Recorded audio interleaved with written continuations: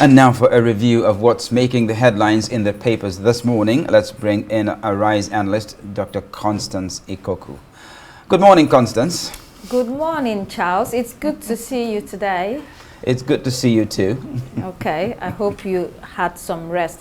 Yesterday, yes. After we talked. Oh, this time around, I made sure I did. I was very intentional about it. Good for you. It's good to be intentional. And Yolanda, were you intentional? Yes, always about my rest. Okay. Sleep is a weapon. I know. I don't joke with my sleep either. Okay, good to see both of you. Likewise. To look at the papers with us today, we have Mr. Doyum Nazenga. He is he is Abuja Bureau Chief of Daily Times and Head Northern Operations. Hello there and welcome to the program. We begin with this day newspaper. There we have Presidency. Tinubu's diplomatic shuttles have attracted $50 billion in 2 years. Says President made 36 trips. Foreign trips across Africa, Europe, Asia, Middle East, and the Americas.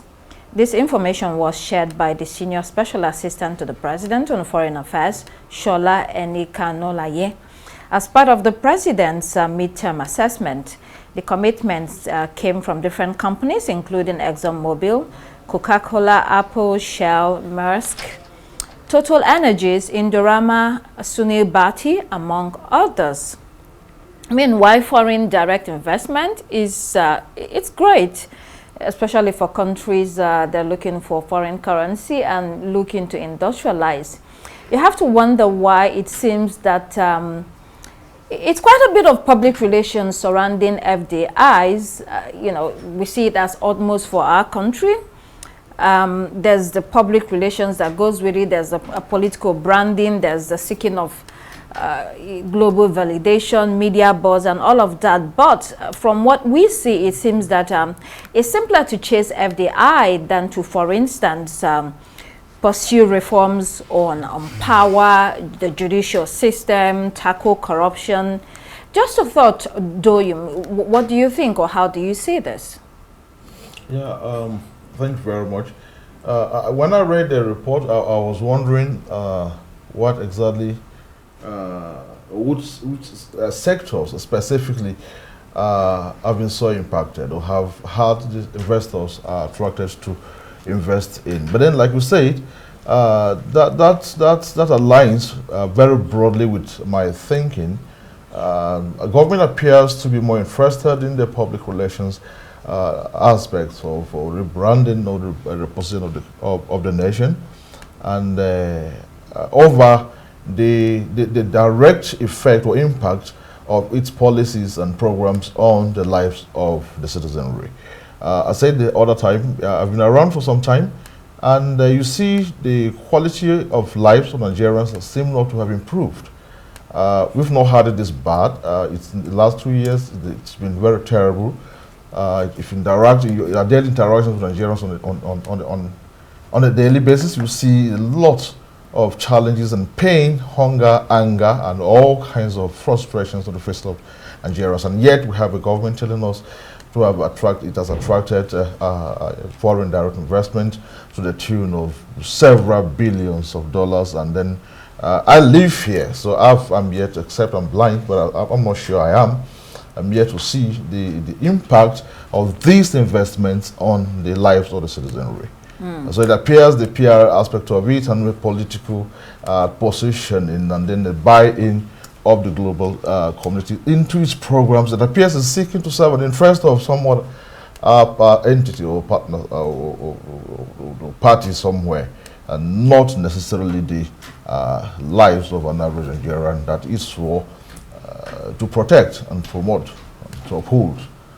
Right. I mean, sometimes those FDIs don't actually translate to investment because of the reasons we already know, maybe security concerns, bureaucratic bottlenecks, policy inconsistency. So at the end of the day, or the bottom line is that you still have to work on your domestic environment or your local economy. And if you do that, you don't even need to beg anyone to come and invest. Anyway, let's look at Daily Times. That's the paper you edit. Here we have VP Shatima pushes cocoa processing $25 billion gas pipeline economic drive. The vice president said Nigeria will no longer remain a raw material supplier, saying instead of the $9,000 per ton to be earned from raw export, we could actually be earning much higher, for instance, 30,000 per ton when processed. He was speaking while receiving a delegation from the World Cocoa Foundation. I mean, brilliant idea, initiative, or move, first of all. The only thing is that it seems like we do hastily make pronouncements way before policies have seen the light of the day, all in an eagerness to publicize what the government is doing. In some instances, it becomes counterproductive, Doyum. Yeah, that's very correct. I got excited when I read the statement credited to the VP about cocoa processing. The value addition, yes, great. I remember with a sense of nostalgia when in the days of cocoa, where we have the cocoa house in Ibadan, when Nigeria depended heavily on agro produce for its sustenance. And all of a sudden, all that disappeared into thin air. So if the government is thinking about returning to that era, or so to speak, or reviving some of these sectors like the agri sector with certain value chains like the cocoa, and this time around not just production but the value addition, processing of it, it sounds good, really sounds really very good. But like you said, that's exactly what worries not just me as a person but a lot of Nigerians. It seems government talks without actioning its talk. We wait to see. It's only talk about the commitment of the government to the value, the cocoa production, and then the value additions and all that. So we wait to see. Are there timelines to these?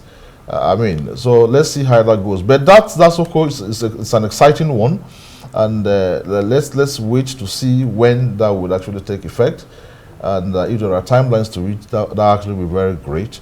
But that's okay. The agri sector will receive a better attention of the government, and then the cocoa value chains specifically. That last signals, right. Yeah, we're getting closer to, where we should be in certain sectors. Yeah. The second leg of that story talks about a $25 pipeline, gas pipeline investment, which is going to Europe actually. So hopefully the government is also thinking about domestic use of gas, that we have enough for industrial purposes. Yeah. Let's look at Daily Independent. No one can expel me from PDP. We get there's party leaders. Defense role in Tinubu's administration. Let's pair that with the Punch newspaper with the headline weakest Tinubu endorsement sparks opposition firestorm. We remember that last week Chief Bode just counseled Minister Nyesom Wike to be humble, saying the People's Democratic Party made him. The minister apparently is not about to back down with his antics, boasting about his contribution to the PDP, and even going as far as endorsing an opposition president very publicly. No surprises there, but certainly this is damning for his party. Thoughts on this latest development, Charles? Wike is absolutely correct, because if it were possible for him to have been expelled from the PDP, that would have happened long ago. So the question is, who will bell the cat? The People's Democratic Party does not have a defined leadership at the moment. As a matter of fact, Nyesom Wike, the Minister of the Federal Capital Territory, was more or less the de facto leader of the People's Democratic Party. Except that for circumstances beyond his control, probably because the PDP national chairman at that time did not align with him, he did not get exactly what he wanted, and I believe that was the presidential ticket. For some reason, the party jettisoned its own zoning formula, and the ticket went to Atiku Abubakar, which of course upset Wike tremendously, and is probably the cause of PDP's present woes. So, like he said, he has contributed a lot seen the party through storms, and propped it up when it seemed to be at the verge of collapse. But at this point, his attention or his loyalties are divided, so to say. He is serving under an APC government and is one of the key members of Tinubu's cabinet. But that being the case, if the People's Democratic Party has every justification to question his loyalty, why is it that no one has even suspended, not to talk of expelling him from the party? So he knows exactly what he's talking about. I mean, he's correct when he talks about that North-South agreement that was broken in 2023. And that's part of the issue that is tearing the party apart. Because I think I think some of them, what they believe is, okay, if you want to give it again, the ticket to Alhaji Atiku Abubakar, let's actually destroy the party and everyone can find their way. Apparently, Atiku Abubakar is no longer interested in using the PDP as a platform. When they've from all indications. The party. Yeah. Okay. Daily Sun this morning, we have Nigeria has no business being among the hungriest nations. This is Mr. Peter Obi. The former 2023 presidential flag bearer of the Labour Party was visiting Niger State in view of the flooding that destroyed livelihoods there. In fact, let's pair that story with the Daily Trust with a bold headline there giving us the latest on the flood. It says, Mokwa flood, death toll hits 200, over 500 missing. Although in the Daily Sun story, it says that over 1,000 people are actually still unaccounted for 6 days after. Obi described the disaster as monumental, as everyone already knows. Everything he said is actually accurate. A country like Nigeria has no business being this poor, and it's all down to politics and how so much attention is paid to ceremonies rather than things that have actual bearing on people's lives. Yolanda, isn't it? Yes, I agree with that. And I'd like to add another point to that. We're leaving out insecurity. Don't forget how many, the high numbers of farmers that have been killed. We spoke about this, I believe, last week. We carried a headline that was talking about the number of farmers that have lost their lives. And that too will have a tremendous impact on the lack of agriculture. So, you know, there's a lot to unpack. And as you talked about the Mokwa flood, it's a very, very unfortunate disaster. And it just seems like we're not learning our lessons. Every single year, we are having some sort of flood in various parts of the nation. And it has disastrous implications because these are not just floods that are taking out a few people, but it's wiping out so much of the land. You know, if you see the images on the screen right now, you see all these people who are obviously displaced. And, you know, we spoke of 1,000 people missing. Those numbers are way too high. And unfortunately, it's a consistent story that we seem to have every year. Right.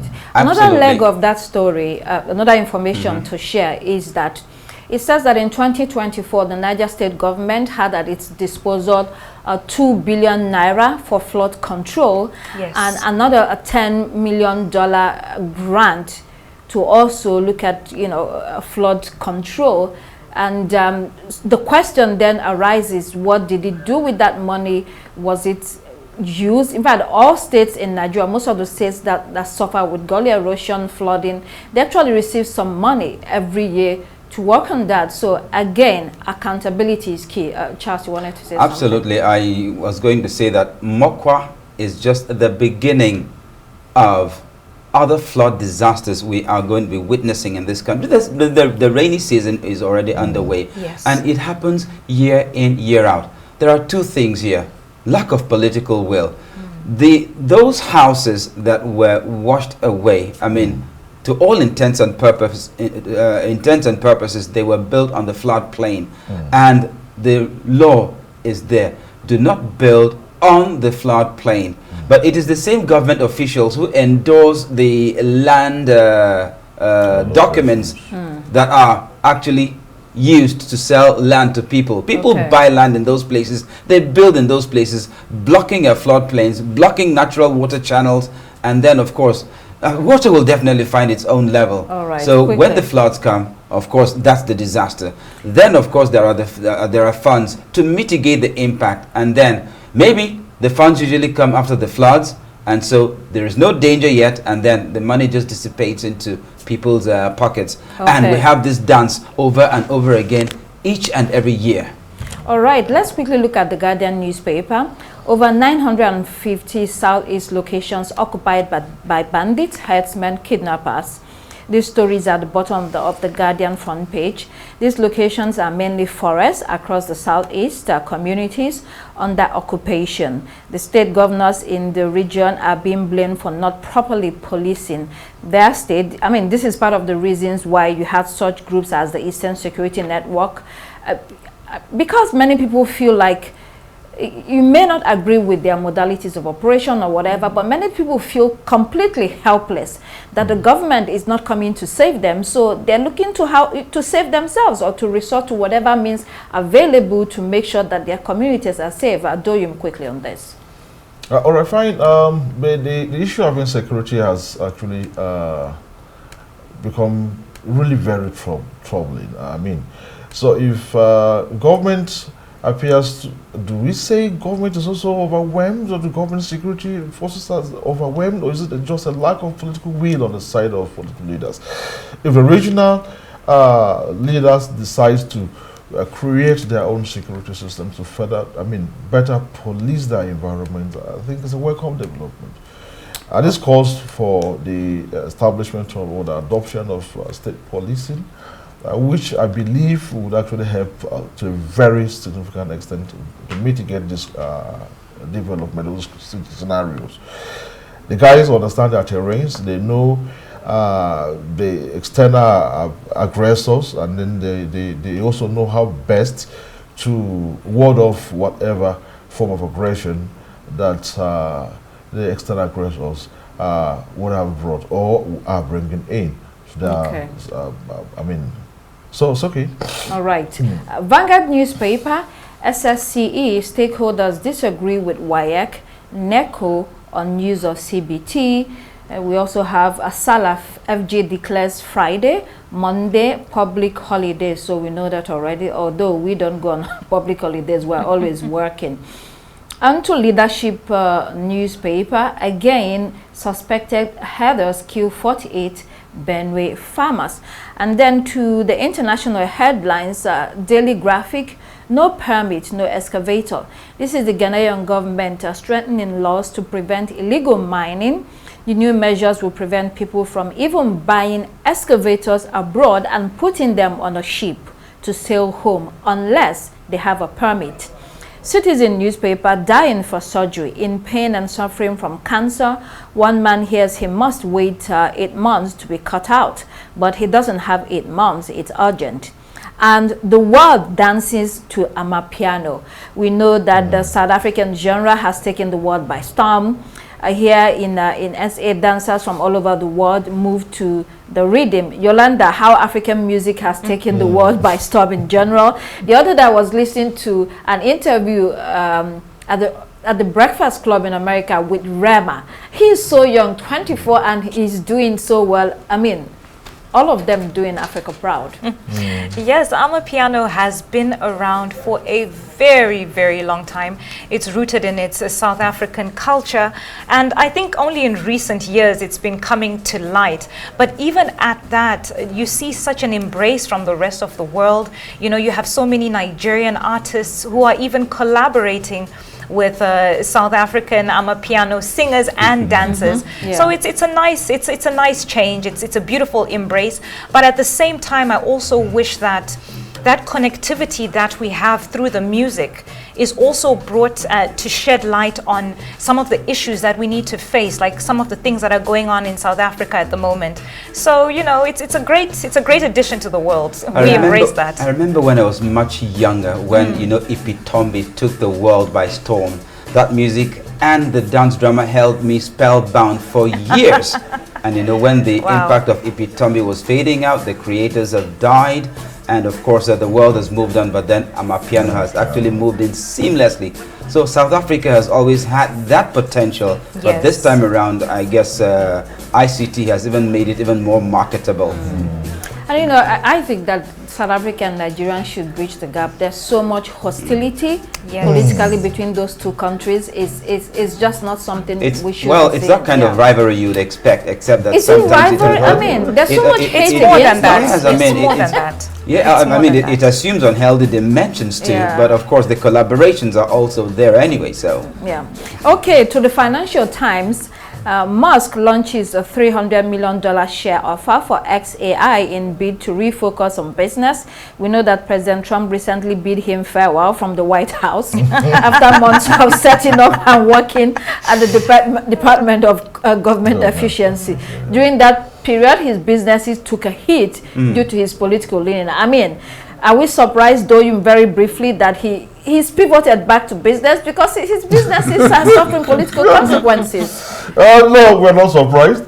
But again, what do you really expect? I mean, he had an opportunity, and then he took maximum advantage of that to grow his personal businesses. And then he Trump to have been working up. You say, oh yeah, it's okay. But that's just typical of a human being. Naturally, those who are business-driven capitalists to take advantage of every situation to put their private entities. So it's okay. All right. All right. Finally, let's look at the Times newspaper. Tax rises loom to put Britain on war footing. All over Europe, it's war. Everybody's trying to get battle ready. Okay, we'll have to wrap it up there. Doyum Nazenga, who is the Abuja Bureau Chief, Head Northern Operations of Daily Times, thank you so much for being here with us today.